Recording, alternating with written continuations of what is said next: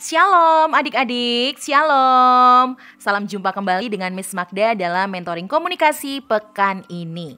Nah, topik hari ini masih seputar komunikasi anak dengan orang tua.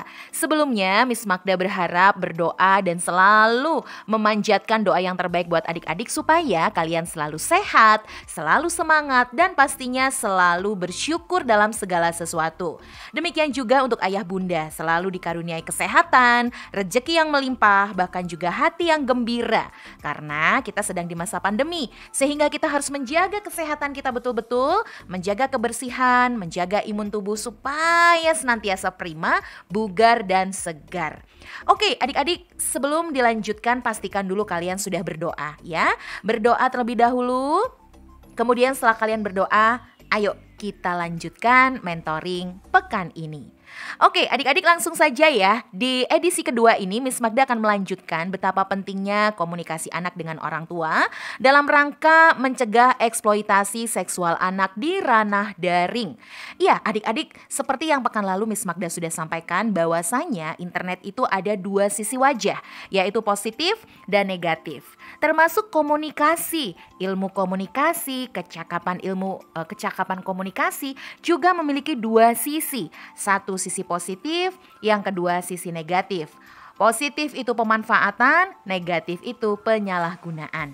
Maka penting sekali adik-adik dan juga ayah bunda untuk Miss Magda mengedukasi atau membekali kalian supaya di era kecanggihan informasi yang saat ini sedang ada di sekeliling kita, yaitu teknologi, informasi dan teknologi komunikasi, membuat kalian menjadi peka, bahkan membuat kalian menjadi aware, waspada, dan juga berhati-hati. Karena skill komunikasi di era digital ini tidak hanya digunakan untuk hal-hal yang baik saja adik-adik ya. Sekali lagi tidak hanya digunakan untuk hal-hal yang baik, yang positif, yang bermanfaat. Tapi juga ada orang-orang ya di dalam dunia digital ini yang menggunakan komunikasi untuk disalahgunakan, untuk tindakan negatif bahkan hal-hal yang merugikan. Nah, seperti yang adik-adik ingat, mulai dari dini kalian sudah terpapar berbagai macam konten negatif ya, pesan-pesan seperti berita palsu, penipuan, pornografi, perjudian, ujaran kebencian, perundungan online, bahkan juga eksploitasi seksual. Semua dilakukan dengan cara komunikasi adik-adik, penyampaian pesan dari pengirim pesan hingga kalian si penerima pesan. Nah, tentu saja dalam teknik komunikasi ini adik-adik harus cerdik, adik-adik harus cerdas. Betapa sekarang begitu cepat persebaran penggunaan internet untuk berbagai konten pornografi anak. Ini merupakan data dari Interpol di tahun 2019 yang lalu. Dan adik-adik juga masih ingat kemarin Miss Magda mengingatkan ternyata di dunia online ada loh pedofilia, yaitu orang yang menggunakan anak-anak sebagai korban dalam kejahatan seksual atau orang yang suka kepada anak-anak tetapi menggunakan anak-anak itu sebagai korban untuk melakukan tindakan yang merugikan. Kita sebut sebagai pedofilia atau paidofilia. Nah, adik-adik, hari ini Miss Magda perlu menjelaskan ya, ada beberapa pelaku dalam kejahatan seksual. Adik-adik tahu ya apa itu artinya eksploitasi seksual anak atau disingkatnya ESA. ESA. Eksploitasi seksual anak online. Oke, Miss Magda kembali ingatkan ya. Menurut terminologi Guidelines for the Protection of Children from Sexual Exploitation and Sexual Abuse tahun 2016, diartikan eksploitasi seksual anak online adalah segala bentuk tindakan atau perlakuan terhadap anak yang bertujuan untuk melakukan eksploitasi seksual dan dilakukan dengan menggunakan atau pemanfaatan internet.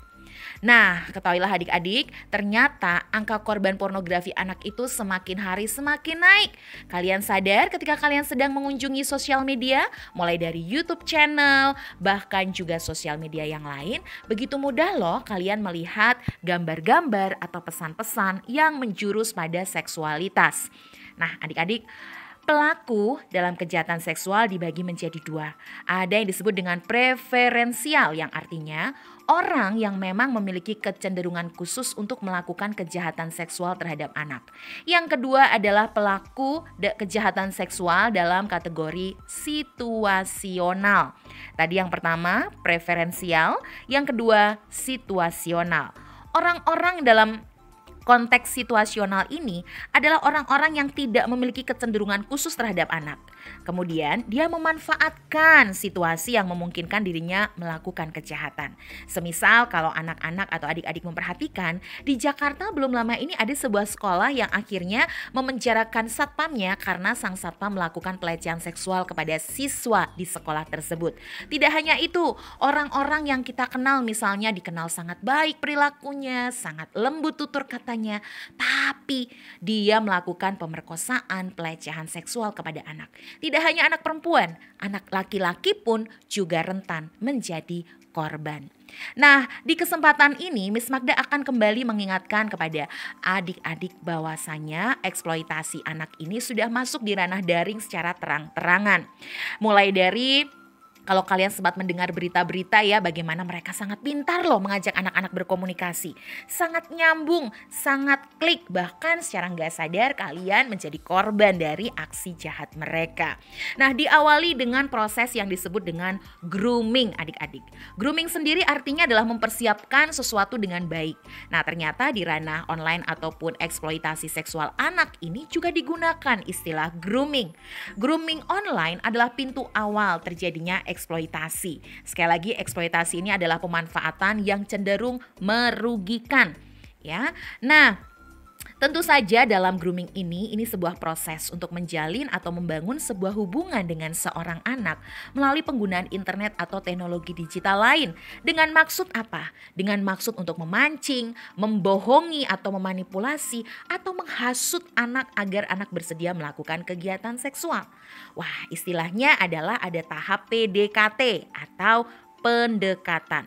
Adik-adik perlu curiga atau perlu waspada ketika ada orang asing atau orang yang tidak kalian kenal, baik orang tua yang kalian tidak kenal, saudara yang kalian juga gak kenal, mereka sedang mencari tahu data tentang dirimu. Ya, orang tersebut, ya, orang yang berniat jahat padamu, dia akan menggunakan teknologi internet ini untuk mencari anak yang rentan. Lalu dia akan mengumpulkan informasi sebanyak-banyaknya. Predator anak akan mencari anak-anak yang dianggap rentan untuk dibujuk, dirayu, dan kemudian dikumpulkan juga jejak digitalnya. Wah, hati-hati kalau kalian sudah mulai mengenal sosial media, kemudian sering mengupload ya beberapa kegiatan kalian, kesukaan kalian. Kalian sering istilahnya kayak spoiler gitu ya. Makanan kesukaan, hobi, foto-foto lama, kemudian kenangan bersama orang tua dan lain sebagainya. Nah, ternyata data tersebut dikumpulkan oleh orang yang berniat jahat. Kemudian orang tersebut punya keberanian untuk membangun komunikasi. Dia akan nge-WA, nge-DM, atau mungkin bahkan menelpon, ya, mengirimkan pesan tertulis kepadamu secara diam-diam. Nah, predator akan mencoba meyakinkan kamu bahwa dia adalah teman baikmu. Teman untuk curhat, yang nyaman, yang sabar, yang baik hati, dan bahkan dia mau loh memberikan apa yang kamu sedang inginkan. Hati-hati nih ya. Disinilah kecakapan komunikasi adik-adik harus cerdik ya. Harus membedakan orang yang berniat sungguh-sungguh baik atau musang berbulu domba. Orang yang jahat pura-pura baik. Nah, kemudian dalam tahap grooming ini atau PDKT untuk tujuan seksual online ya, mulai dari tadi menghubungi kalian, fase berikutnya adalah fase rahasia dan isolasi. Apa sih fase rahasia dan isolasi? Ini adalah sebuah fase atau tahap si predator mulai membuat kesepakatan rahasia yang membuat anak lebih terikat dan menutup diri dari orang lain. Misalnya, diajak janjian ngobrol berdua saja, kemudian chatting di tempat-tempat yang sepi, kemudian tidak boleh melakukan screenshot dan lain sebagainya. Nah, ini adalah fase rahasia dan isolasi dalam tahapan grooming. Lalu yang berikutnya adik-adik secara bertahap ya, kemudian meningkatkan komunikasi ke arah seksual. Jadi ingat adik-adik, semua ada prosesnya dan kalian harus paham proses yang mereka lakukan dengan cara menjalin komunikasi. Nah, predator akan meningkatkan komunikasi dengan anak ke arah seksual. Misalnya, si predator ini akan memancing dengan mengirimkan gambar-gambar yang membuat adik-adik gak seneng gitu. Gambar-gambar seksual yang dikirimkan hingga kalian kemudian merespon dan seterusnya. Wah, adik-adik, memprihatinkan sekali ya.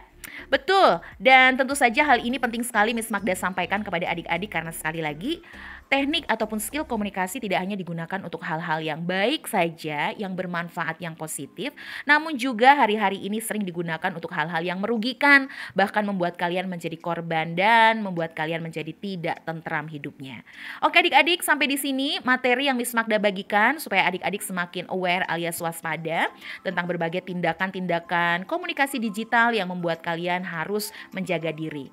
Tetap terus berkomunikasi dengan orang tua atau orang yang lebih dewasa untuk menyampaikan perasaan-perasaan ataupun hal-hal yang kalian alami berkaitan dengan penggunaan sosial media. Supaya apa? Supaya adik-adik terlindungi dari aktivitas eksploitasi seksual anak di ranah daring. Pekan depan Miss Magda akan lanjutkan. Terima kasih adik-adik sudah menyimak dengan baik. Tuhan Yesus memberkati, sehat selalu. Shalom.